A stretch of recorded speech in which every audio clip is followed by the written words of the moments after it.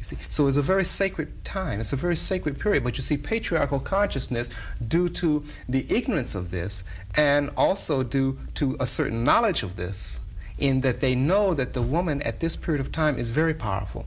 Because if God is that which is all-powerful, if Spirit is that which is all-powerful, and it at some point chooses to express itself through a physical form exclusively, you see, then that form becomes very, very powerful. It becomes very, very present. It becomes very, very dominant with spiritual essence. The man, knowing this in his ignorance, is afraid of this because he cannot control it. He cannot oppress it and suppress it. He cannot misappropriate it. He just has to see it and accept it for what it is. Or, in his ignorance, he rejects it. And that's what has happened, and that's what has led to the woman's inferiority complex behind her menstrual cycle, because the man has supported this inferiority to support his own superiority. Yeah, but perhaps if he could incorporate it into his life at some time, he might be able to, exist with it better. He could, and in Aboriginal cultures you find him doing this. You see, what I am representing, or what I am a part of by my attire, is that Aboriginal culture. You see, where the red was worn. Before we wore the red clothing, we would literally take the menstrual cycle of the woman and smear our whole bodies with it.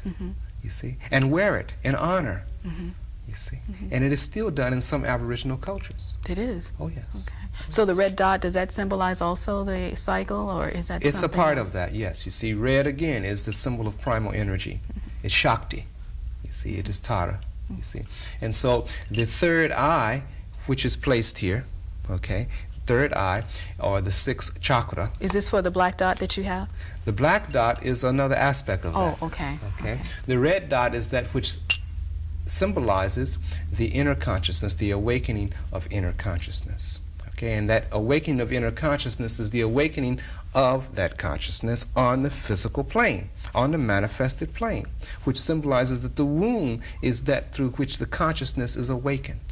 It is that through which the potential being receives his first or her first awakening by coming into form, by coming into manifestation. The soul comes into manifestation. The spirit comes into manifestation through the soul, to be more exact. Okay? And then this soul is that which is manifested in the form.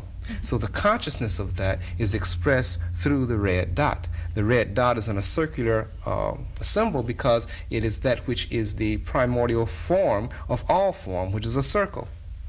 You see, it is called Bindu and Bindi, you see. And so the black symbolizes that abstract reality. It symbolizes the abstract truth behind the relative truth. Again, the darkness of the womb manifested forth into the light of the womb, which becomes the blood, which becomes the life, which becomes the child, which becomes the consciousness. Or the vessel of the soul. Exactly. Okay. Exactly. I wanted to go into cows. Oh, I missed one point.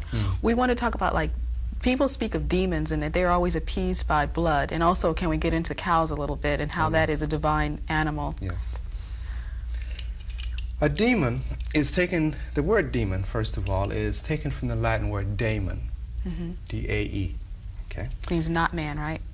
Not man, but etymologically, it simply means possessed. It simply means attendant.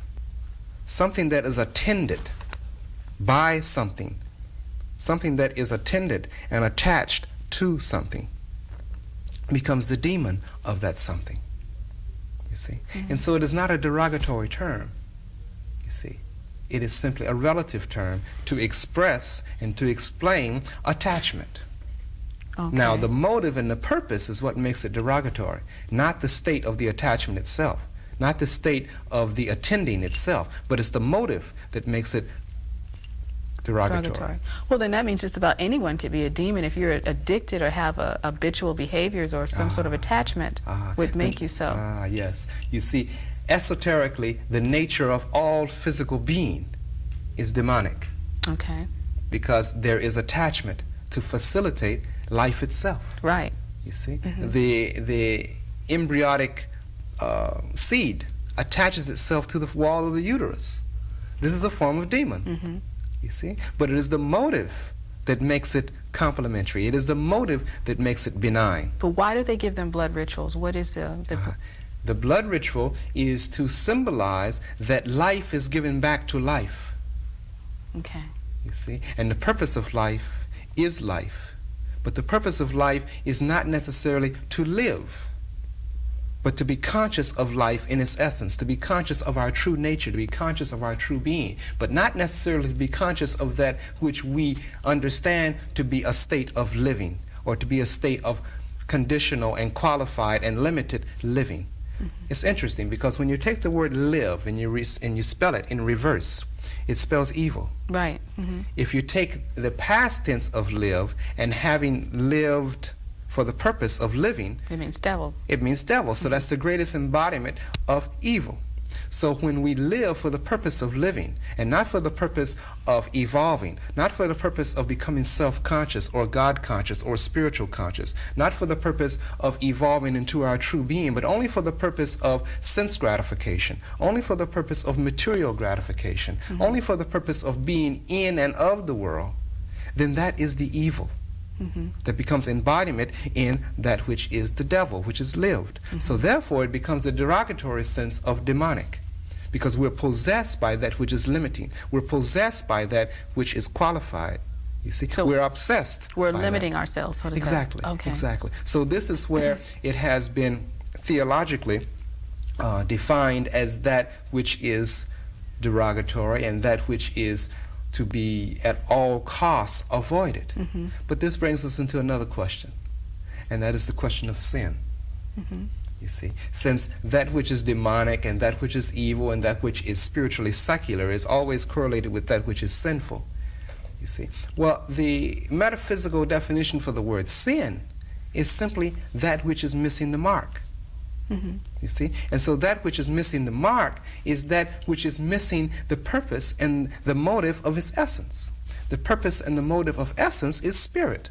Mm-hmm. So that is the origin, that is the purpose, and that is the motive to go back to that origin. So in other words, when one sins, that means he's paying more attention to his physical or his abstract self than he is for his spiritual development and evolution of his consciousness. Well, not the abstract, but the physical self, yes. Okay. And he or she is ruled by that. He or she has the motive for that, of that, in that, by that, with that. Mm-hmm. You see, and that becomes the sin. Now, okay, esoterically, we got to wrap it up. We're really getting into it deep. So, yes. Listeners, that means that all of you who are not going to evolve or maybe living in sin. But I want to end another episode of Nile Valley Civilizations. Thank you very much for watching. This is Teresa Pratt, Life, Health, and Strength. Thank you very much, Shiva Ji. Oh.